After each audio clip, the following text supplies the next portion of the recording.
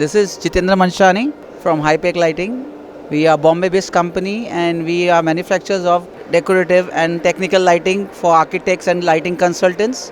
And we cater a lot of projects in all over India, like Hyderabad also we have done the Equality Statue, which is near the airport, I think so. Around 100-acre project we have done there. And we are really bulling on the Hyderabad market because it's a fast-growing city in the whole country.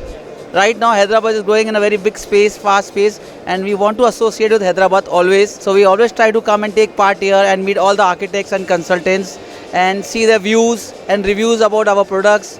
And we are mostly dealing a lot of technical and professional lighting. And we deal in a lot of big projects where we need low income projects also, high income projects also, and we do a lot of government projects also. We would really love to be associated with all the architects and lighting consultants in Hyderabad, and we have 3 channel partners in Hyderabad who take care of the services and the quality and designing of the lighting.